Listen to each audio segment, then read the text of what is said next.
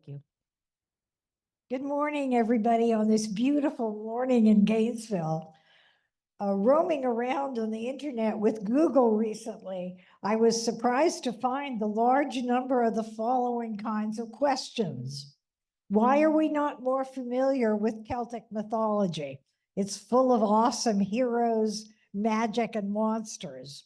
Or another question, why is Celtic mythology not widely studied compared to Greek or even Norse myths? I was truly amazed by the number of questions of that sort. So fortunate we are at Okamic to have Nancy Dickson help us learn more about the rich tapestry of myths and legends that continue to inspire literature, art, and cultural traditions in Ireland and beyond. Perhaps some of you, like me, have also had your appetite whetted to travel to some of the Celtic nations. So here is Nancy for her third lecture, and today it's going to focus on a very famous warrior hero. Nancy. Good morning. Am I going to the back? Yep. Okay. Where's my, there it is. So to try to answer Sheila's question very briefly, I think one of the reasons that Celtic myth isn't better known is because of the language.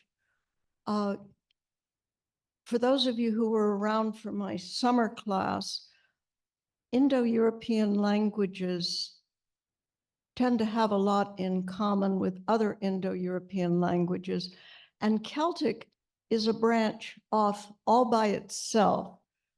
And it's only been in the last couple hundred years that many of the stories that I'm going to be telling you today were translated. So I think that language problems is one of them. The other problem is that the Celts got pushed to the very western edges of Europe. Ireland, Scotland, Brittany, the west coast of Spain.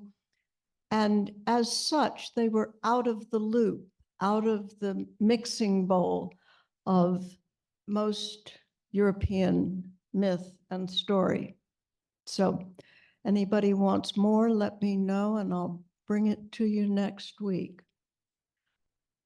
But I would like to start this class by following up on a question from last week. Who were the Aeneal?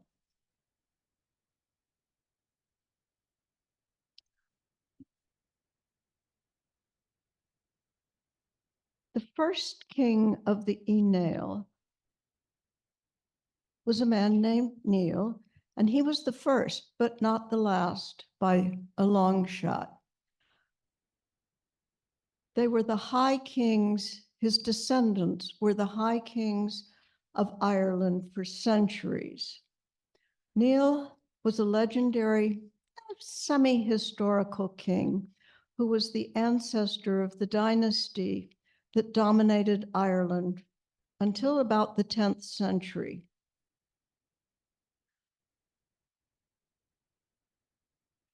This is the Lia Fail, the stone of destiny, on which the high kings of Ireland were crowned over a long period of time. It welcomed the true king, but if a false king or a king who didn't have the right to be crowned, the Lia Fail would roar in disapproval. Talking stones, it's just part of Irish myth. The Red Hand of Ulster comes from the early stories, early mythic stories of Ireland, which involve a series of invasions. You know, Ireland is an island nation, and there are about 6 different waves of invasion The first one was the daughter of Noah, who was sent out by her father to try to escape the flood. It didn't work, but she and her troops arrived on the island early on. One of the later groups to try to come to the island and take over were two groups, obviously coming by sea, and it was agreed that whoever's hand touched Irish soil first would be in control. They were neck and neck, and finally, one of the leaders cut off his hand and threw it ashore, and his hand was the first to touch Irish soil. So, how did the first king, I'm sorry, I keep coming in on this thing and out. I'll try to hold still.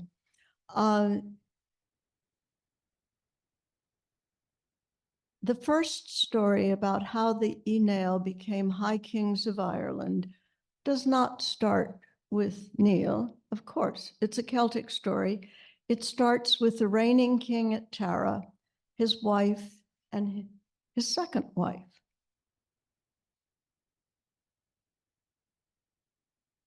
And these are the people you'll meet in this story.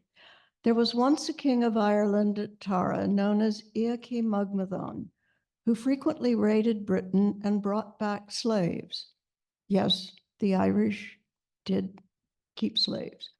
One of them was Karen, who bore Eochaid a son named Neil. Both the child and his mother were hated by Mongfind, the first wife of Eochaid. She was the mother of Eochaid's first four sons. When Karen was pregnant with Neil, Mongfind forced her to draw heavy buckets of water from the well and perform other chores in order to try to make her miscarry. When she was in labor, she was still forced to work. And she gave birth on the grass next to the well. But because of her fear of Mongfind and her anger, Karen could not touch the baby and was forced to leave him on the ground, exposed to the birds. Even the bravest warriors would not help the child because they all feared Mongfind's temper. I mean, she must have been some kind of a harridan. But Torna, a poet, was walking by, and nobody crossed a poet because they could curse you and you were doomed. He saw the birds attacking the baby, took the boy in his arms, and took him home and raised him as his own. As he carried him home, he told the boy that he would become a great king. One day, years later, Neil saw his mother drawing water and urged her to stop. But still she couldn't because she was terrified of Mongfind. He then took his mother to the palace and clothed her in purple. Mongfind was furious.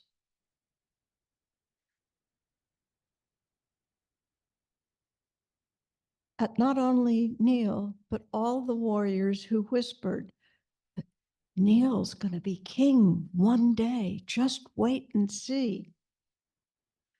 So Mongfind told her husband that he had to announce who his successor would be. That very day, he had to make a decision. I will not, said Eochaid, but I'll let the druid decide. Pass the buck. Sitchin gathered the 5 sons of Eochaid inside a blacksmith's house and set it on fire to judge what the boys would bring out.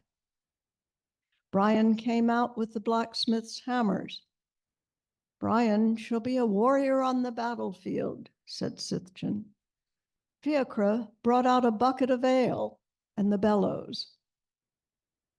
Fiacre shall be known for his beauty and skills.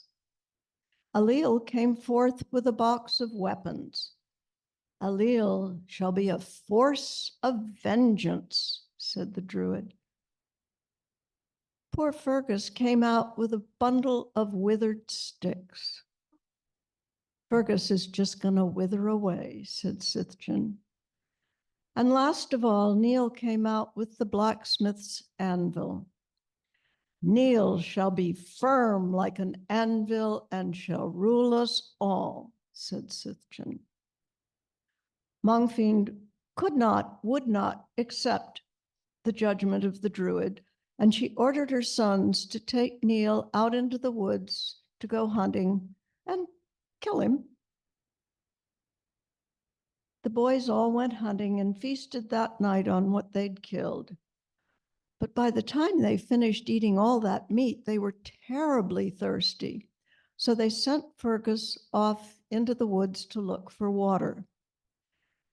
He came upon a well, but there was an old woman there who was hideous to look on. Her eyes were black. Her nose was crooked. Her teeth were green. Her bowels were runny, and she had twisted feet. Fergus said, "Let me draw water from the well." "Only if you kiss me first," she replied. "I'd rather die of thirst," said Fergus, and went back and told his brothers what had happened. In turn, each of the boys went out, and each of them refused to kiss that hideous old woman. Neil said, "I'll go." And he went and he found the well. "Give me a kiss and you shall drink," said the hag to Neil. "Not only will I kiss you," he said, "but I will make love with you as well." He lowered himself on the ground with her and kissed her passionately. But as he looked at her, she became the most beautiful woman he had ever seen, clad from head to toe in purple. "Who are you?" Neil asked.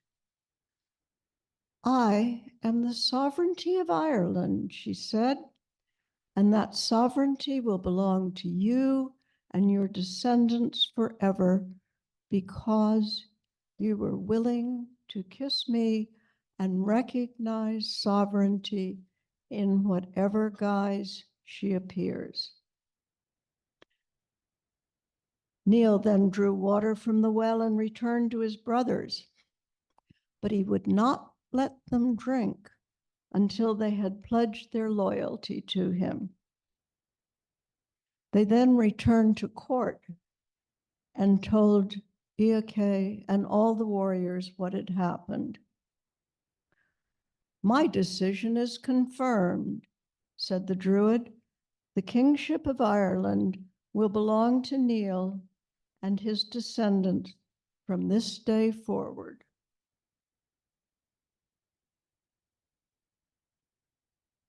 And you can see in this map, the northern province is the northern Inail, and then there's a small sliver of southern Inail, just about the middle of the country, north of Leinster.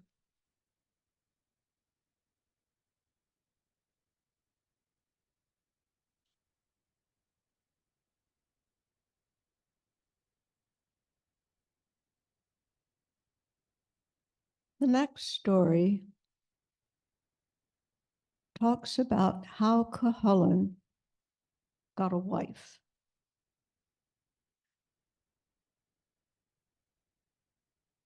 One day, the men of Ulster were in Evan Macha feasting, And they decided that Cuchulainn needed a wife, really for two reasons. One, because all their own wives and daughters were lusting after this gorgeous young man. And they also thought that such a great warrior should father a son. You know, this is a cattle raising, lineage marking society. So they wanted a strong gene pool in the warriors. Cuchulainn agreed and went to a place called the Gardens of Lugh to woo a beautiful girl he knew there named Eivor. Now, she was the daughter of a cunning man named Forgal Monarch. Cuchulainn found her seated on the grass with all her foster sisters sewing. I'm going to interrupt here for just a minute. The system of fosterage in Ireland was also in place in much of medieval Europe.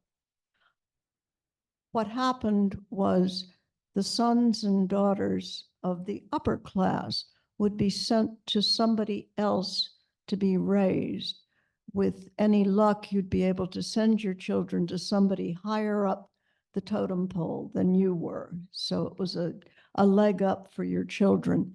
And the relationships that the children developed, particularly among foster brothers, was stronger than that of biological siblings. Now, Eivor was seated on the grass sewing. She was wearing a very low-cut dress so that her breasts rose up over the top. I see a sweet country where I could rest my weapon, he said to her. No man will travel in this country till he's killed 100 men, she replied. Still, in that country, I will rest my weapon.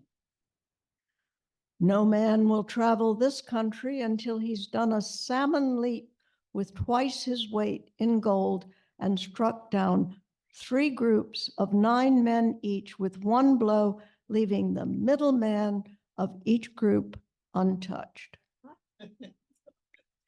It will be done, he said, and in that country I will rest my weapon. That evening, Eivor told her father what the young man had said. I'll put an end to this, he said. He'll never have what he wants. Forgal disguised himself as a royal messenger from Gaul and came to the court of Conover at Ewen Macha, pretending to pay tribute. At the king's command, Cuchulainn and the other warriors put on a demonstration for him of their skills. Oh, not bad, said Forgal. But of course, if you really want to be a fine fighter, you must study with Scothic, the great warrior woman in Britain. Then you could beat any man in Europe. Cuchulainn was then determined to leave Ireland and swore to study with Scothic, which was exactly what Forgal had intended. He figured Cuchulainn would never come back. But before the man left, he went to Eivor to say goodbye, swearing he would be faithful to her until they met again. Remember that line. Cuchulainn made the long journey to find Scothic in the wild lands of Britain, taking his foster brother Ferdia with him. He came at last to Scothic's fortress, but the only way to reach it was to cross a deep gorge by a way known as the Pupil's Bridge. This bridge would throw off anyone who tried to cross unless he was a skilled warrior. 3 times Cuchulainn tried to cross and was tossed off on his back. But then he went into his battle fury and leapt across the bridge. Cuchulainn was the best student Scothic had ever seen. And he learned every skill she could teach him, including the use of the fearsome Gaebolga, a spear no man could avoid. One day, when Scothic's greatest enemy, the warrior queen Aoife, marched on her land, Cuchulainn challenged the invader to single combat. The two met and clashed as champions, but at last, Cuchulainn seized her by the breasts and tossed her onto the ground with a sword held over her. "A life for a life, Cuchulainn," she said.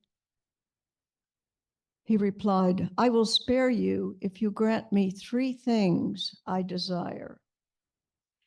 If you can ask them all with one breath, you shall have them.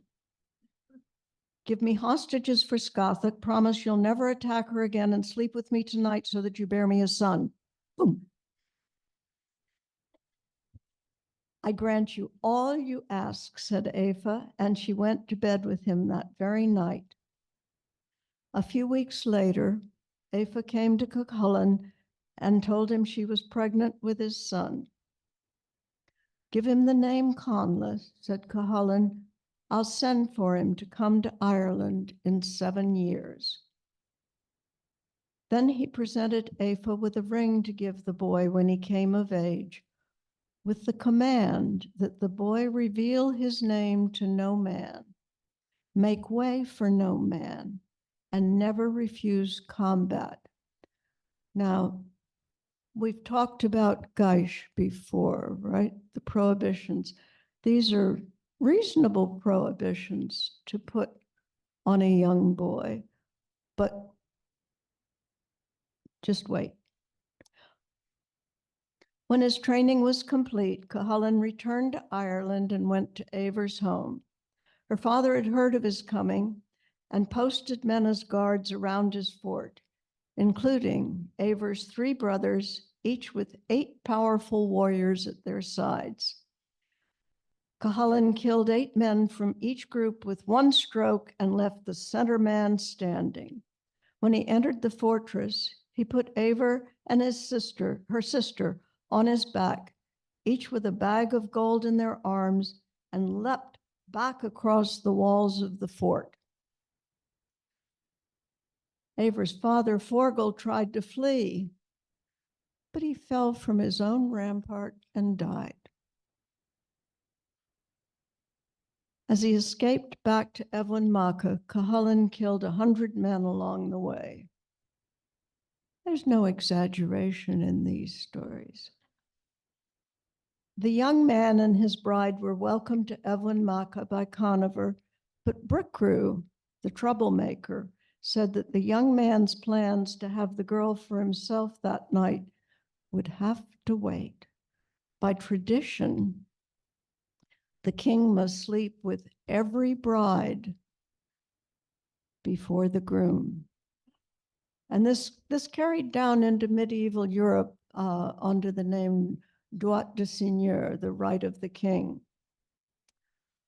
Cuchulainn flew into a rage and would have killed every man at Eowyn Macha, but the warrior Fergus and Catha the Druid told him they would sleep in the bed between the king and Eivor to protect his honor. Cuchulainn agreed, and Eivor remained untouched that night. The next day, Conover paid Cuchulainn his full honor price and provided the dowry for Eivor himself. After all that, Cuchulainn was able to take her to bed.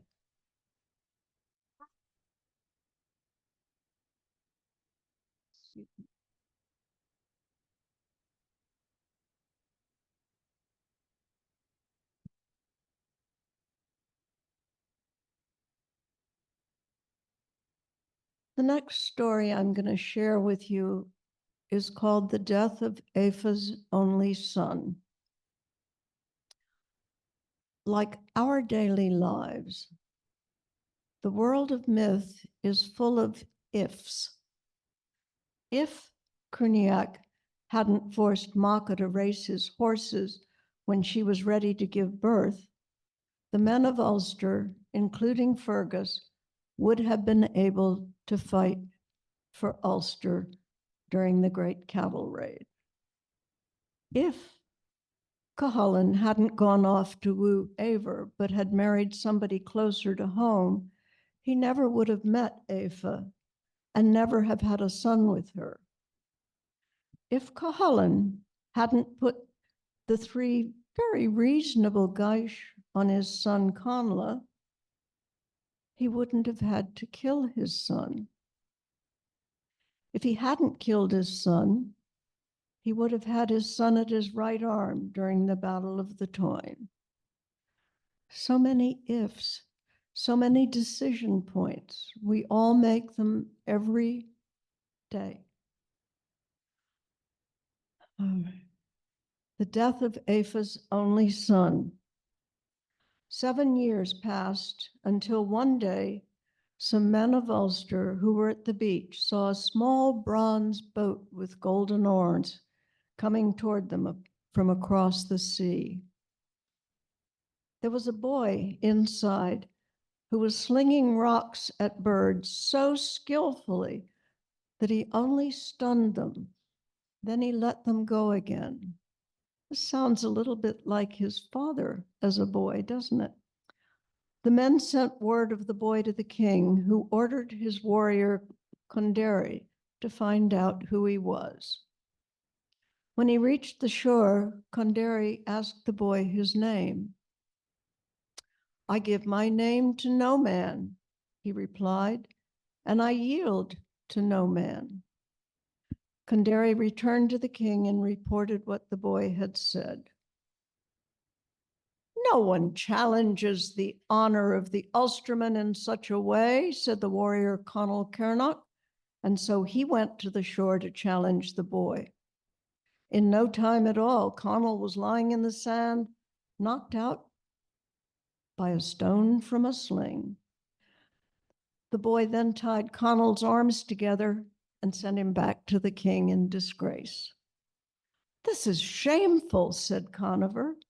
"Who will stand against this boy for the honor of Ulster?" But no one stepped forward. "I'll go," said Cuchulainn at last. Eivor implored her husband not to meet the boy, fearing that this was the son Cuchulainn had told her of. He said, I fear the same myself, but I can't refuse the king." Then he went to the shore to meet the boy. "Name yourself or die," said Cuchulainn. "Then I will die," said the boy. The two clashed fiercely at arms for hours, but Cuchulainn could not defeat him. At last he forced the boy into the water, drew forth the gay bolga from his pack of weapons. He sent the fearsome spear speeding across the waves until it pierced the bowels of the boy and mortally wounded him. Cuchulainn carried the boy to the shore and laid him on the sand. "Men of Ulster, meet my son Conla." All the warriors gathered there and wept. Conla asked to greet each of the great warriors he'd heard so much about from his mother. Then he breathed his last as his father held him in his arms. And for 3 days, no calf in Ulster was allowed to go to its mother on account of the death of Cuchulainn's only son. It's not all sweetness and light in these myths.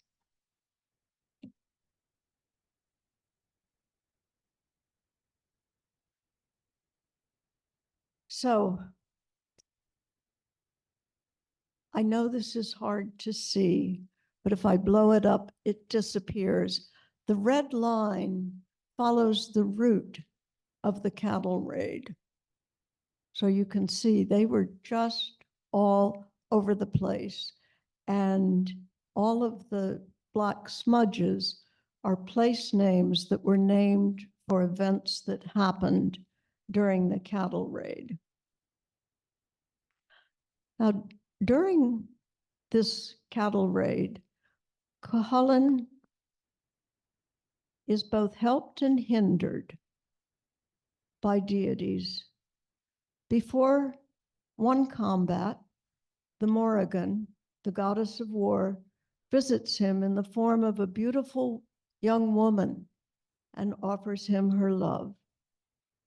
But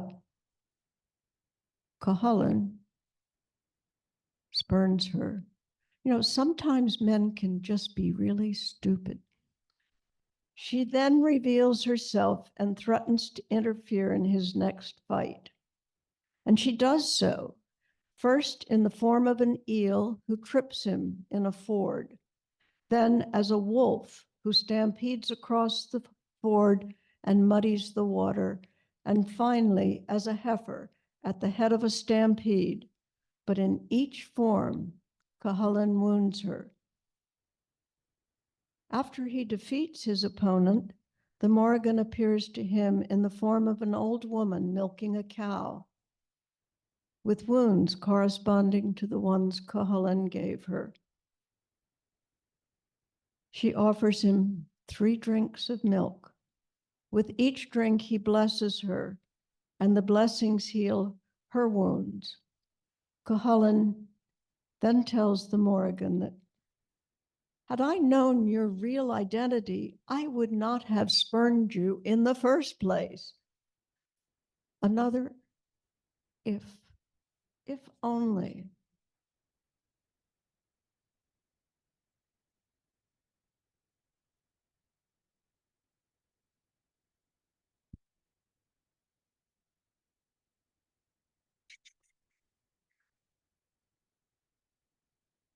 I'm sorry. It's okay. There we go.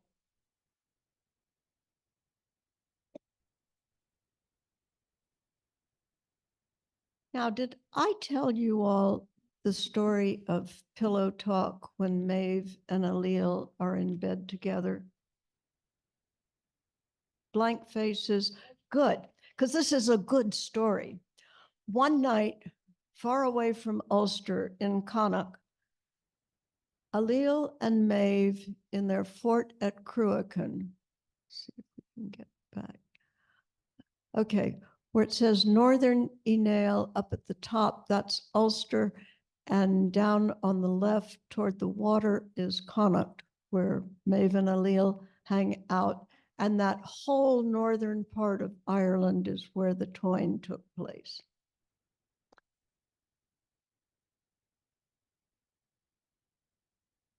Out of nowhere, Allele turns to Maeve and says, it's true what they say, that the wife of a wealthy man does well for herself. I suppose, said Maeve, but what makes you say that? I was just thinking of how much better off you are today than when I first met you. Oh, really? She said. I think I was doing quite well before you came along. If you were, I never heard about it, Allele replied. All you had were a few women's things that your enemies kept stealing from you. Are you serious? Asked Maeve. My father was Eochaid Fedlich, High King of Ireland, descended from generations of kings.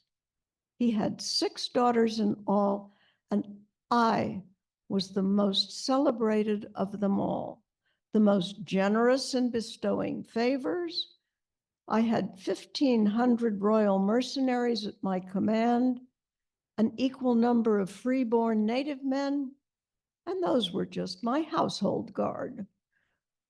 My father gave me this province of Ireland to rule from Cruachan, Men came from the whole island to woo me, but I turned them down, for I asked for a harder wedding gift than any bride before me. I wanted a husband with no meanness, no fear, and no jealousy. If I married an ungenerous man, our union would be wrong, since I'm always giving gifts and favors. If I married a coward, our marriage would be equally wrong, because I thrive on conflict and battle. And if I married a jealous man, he could never stay my husband, for I never had one man without another waiting for me in the shadows. You're the man I wanted, Alil. You aren't greedy or fearful or jealous. When we married, I brought you the best bride price a man could hope for. All that you have, I gave you. You are a kept man, Alil. I am not, he replied. I only let my brothers rule in Leinster because they're older than me, not because they're more generous. I've never heard of a province in Ireland run by a woman, so I came here to rule with the daughter of the High King of Ireland. Even so, said Maeve, it remains that I am wealthier than you are. You astonish me, he said. No one has more property or jewels or precious things than I do. And so they both leapt out of bed and ordered that each of them, everything that each of them owned, be brought out by the servants and measured, buckets and tubs and pots and thumb rings and golden treasures, purple cloth, bracelets, sheep. They were all counted and found to be absolutely equal in number. Then from the pastures, horses and pigs were brought in.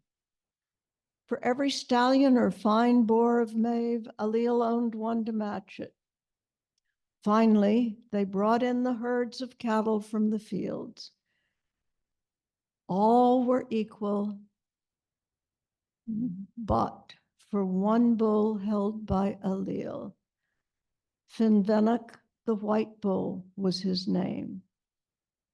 He had been born to one of Maeve's cows, but refused to be owned by a woman, and so had gone over to Alil's herd.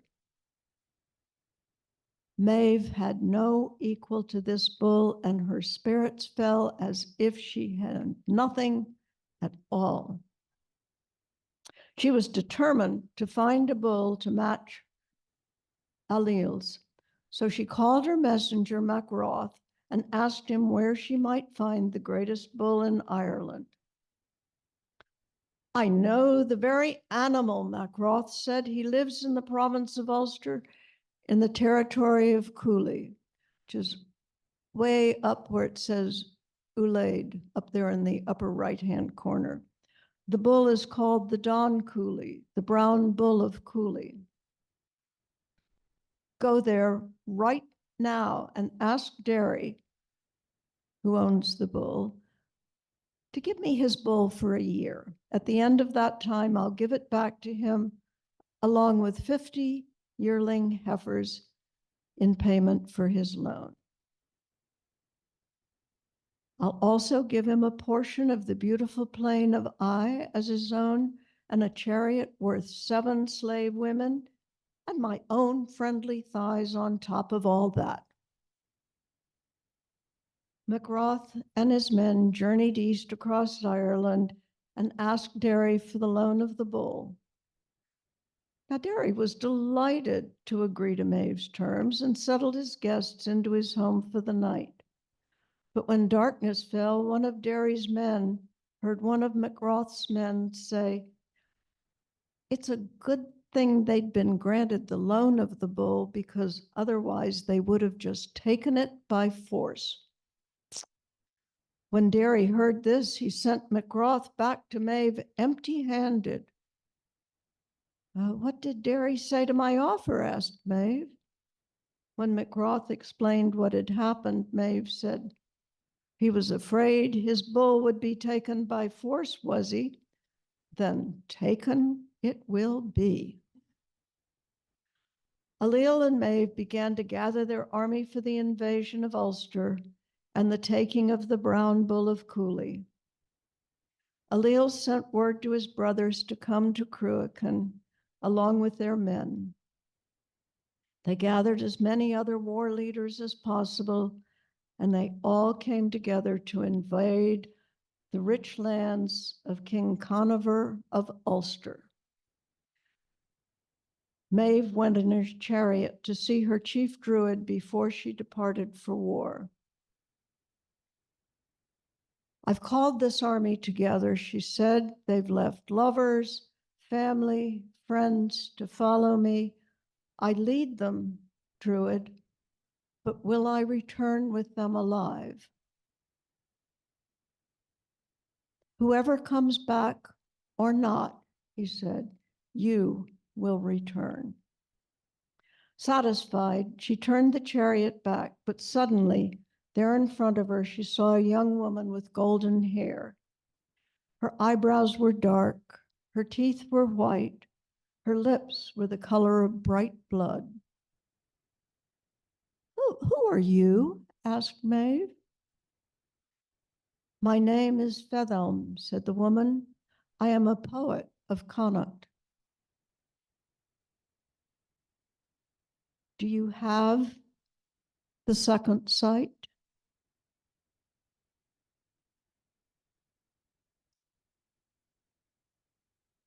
"I do," said Fethelm. "Then look into the future," said Maeve, "and tell me what lies ahead for my army." Fethelm replied, "I see it crimson. I see it red." "But that can't be," said Maeve. "I've heard that Conover and all the warriors of Ulster are laid low by the curse of Macha. They are defenseless. My spies have told me this. Now, look ahead and tell me what you see." Fethelm closed her eyes and looked into the future. "I see crimson. I see red." "No," cried Maeve. "Conover can't fight, and the best of his warriors are here in exile with me. Look again. Look a third time. Tell me what you see." "I see crimson. I see red." "You must be seeing something else," said Maeve. "Whenever a great army gathers, there's always fighting and strife and bloodshed. Warriors fall wounded and some die, but not the whole army. Look again, Fethelm, and tell me what you see now." Not one to take no for an answer. "I see crimson, I see red, for I see a young warrior standing in your path. I see your men dead, corpses torn, women wailing. I see the blood of your army dripping from his sword." As they marched from Connacht into Ulster, Maeve went to inspect her armies. She came back to camp that night and complained to Allele about the 3,000 Galioin troops from Leinster. What's wrong with them?" asked Allele. "Nothing, nothing at all," said Maeve. "That's the problem. While the other warriors were still pitching their tents, the Galioin had made theirs and were cooking dinner. When the other troops were cooking their dinner, the Galioin had finished and were playing their harps by the fire. They just make the rest of the army look bad." "Well," asked Allele, "do you want me to send them away?" "No," the queen replied. "They'd seize our lands while we're gone." What do you want me to do then? He asked. Kill them, said Maeve. That's a wicked, womanly thing to say, said Alil. These men are our friends. I will not have them killed. Fergus, the exile from Ulster, had heard all this and said, there's no need to leave them behind or kill them. Divide them into small bands among the rest of the army so they don't stand out. Maeve thought this was an excellent idea. Fergus, meanwhile, sent a secret message to Cuchulainn to warn him of the approach of the Connacht army. He also led them a very winding path, to give the Ulstermen time to recover from Macha's curse. Maeve noticed that they were making all sorts of detours and accused him of betraying her. Not at all, said Fergus. I'm simply taking a roundabout path to avoid Cuchulainn. He isn't affected by the curse and will destroy this whole army if he gets a chance. Bah, cried Maeve. No man can stop such a great army. Cuchulainn can, said Fergus. The next day they came to a ford in the river and saw the heads of 4 men on a forked branch by the water. Their horses were there, unharmed but covered in blood. Warnings were carved into the branch. Are these our men? Asked Maeve. Yes, said Alil, 4 of our best warriors. But who could do such a thing? Only Cuchulainn could do this, said Fergus. Then Cuchulainn must die, said Maeve.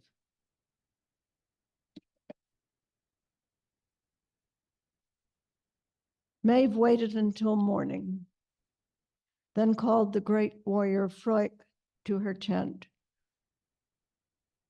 Froic, we need your help to rid us of this nuisance.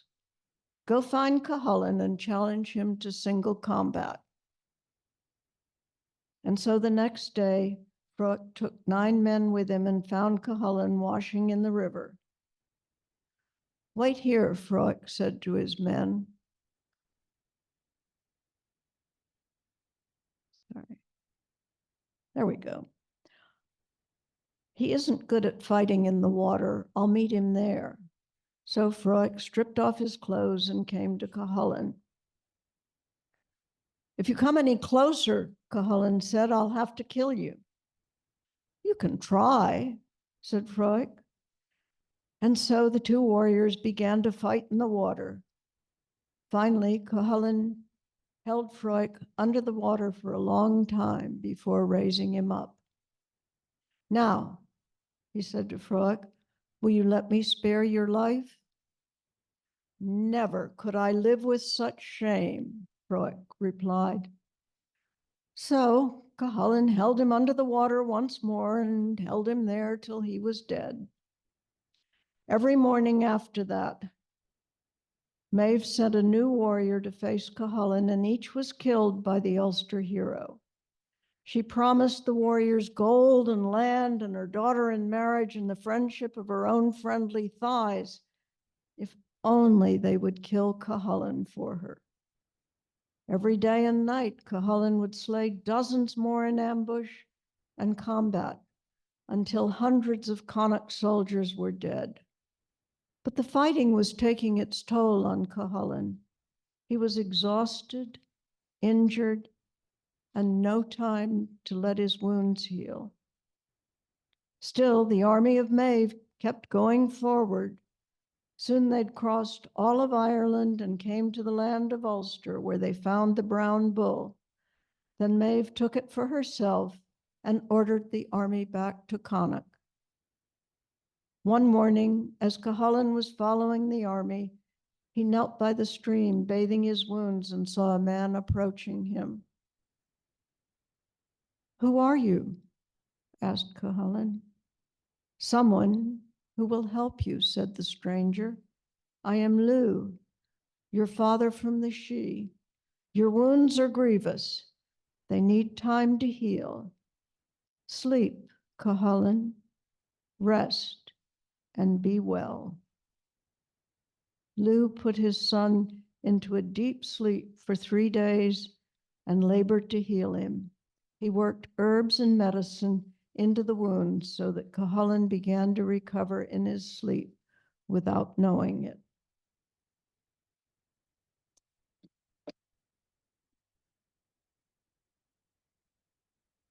While Cuchulainn was sleeping, the boys of Ulster rose up to fight because they weren't affected by the curse of Macha.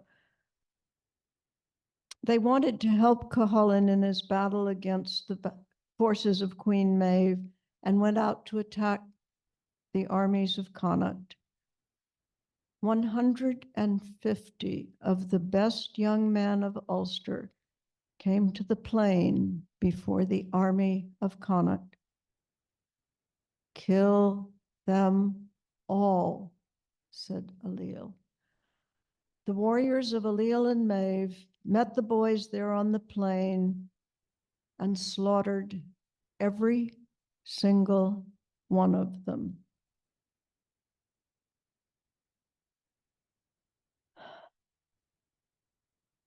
Cuchulainn, meanwhile, was still asleep, healing from his wounds. When he woke after 3 days, he felt ready for feasting or lovemaking or battle, whichever came first. He found his father Lugh sitting beside him. How long have I been asleep? He asked. 3 days and 3 nights. This is disgraceful, said Cuchulainn. For that time, the armies of Connacht have been free from attack. Not so, said Lugh. The boy troop from Ulster came and fought the armies of Ailill and Maeve on the plain.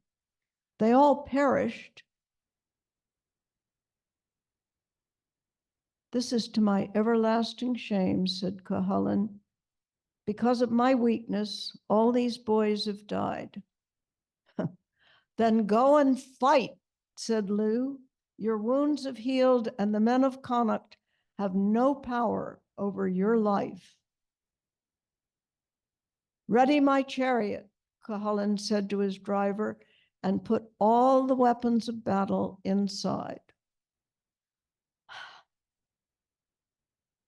So Pauline is strapped to the railroad tracks.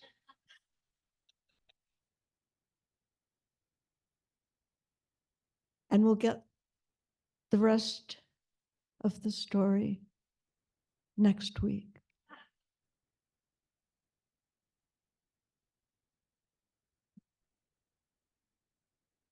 Nancy, thanks again for your wonderful set of stories. Really enjoyed them. So do we have questions?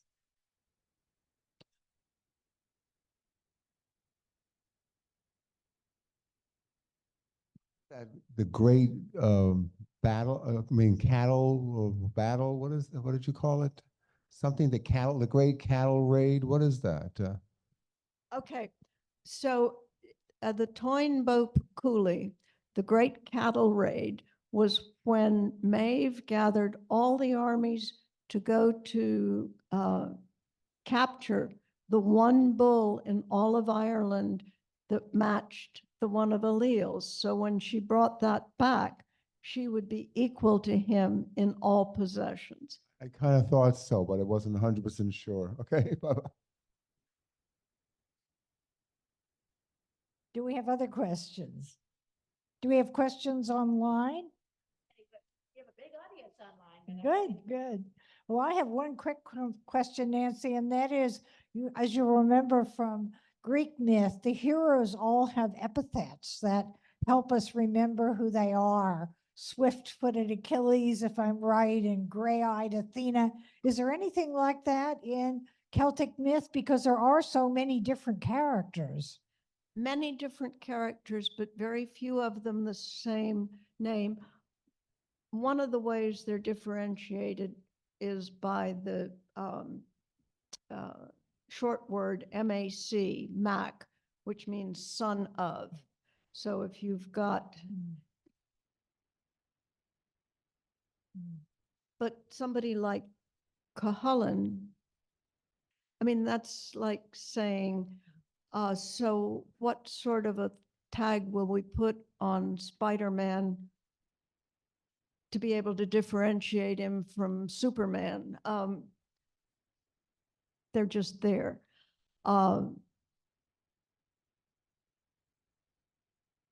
No, because, and I'm winging it here, the Greek and Roman, swift-footed, all of those tags don't really work in Irish because they all valued the same things. So the warrior is going to be the best possible warrior. Now, Cuchulainn is the only one who has that secret weapon, the gay bolga. And apparently what it was, if you're squeamish, don't listen.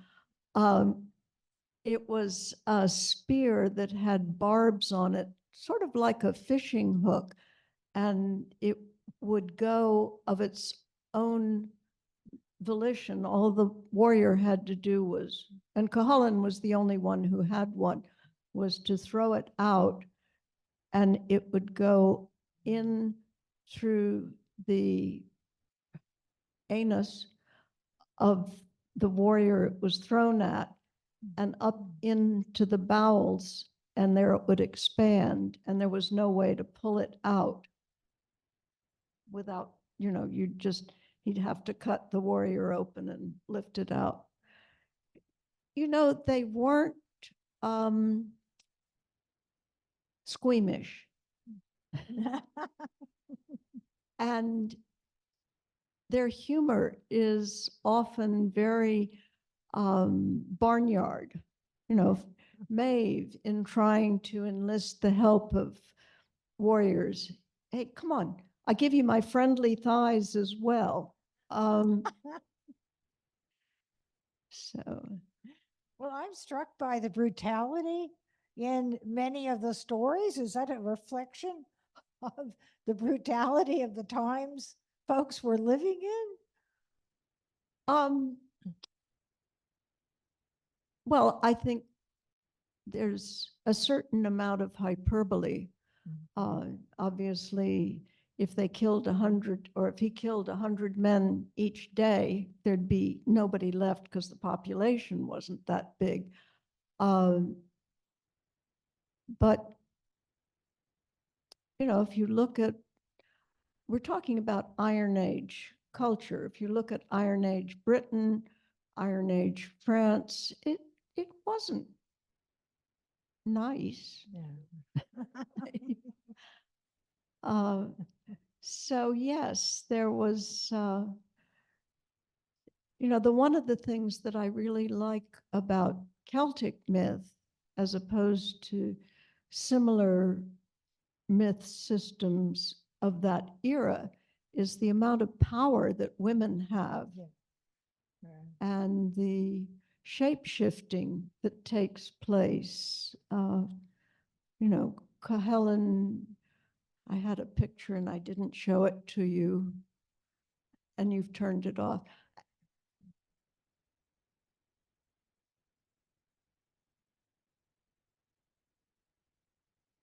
So this is a modern rendition of what they think Cuchulainn's battle frenzy might have looked like. Oh. So this whole idea of shape-shifting has continued on into modern day times. We have a lot of shapeshifters, and they pop up in the Arthurian stories, and we'll be looking at the beginnings of the Arthurian legends in the last two classes, because those are part of the Welsh segment of Celtic myth. So, So thank you. One last chance for a question. Otherwise, we'll wait to hear the story continue next week. thank you all for coming. There's something wonderful about a great audience, and you all are a great audience.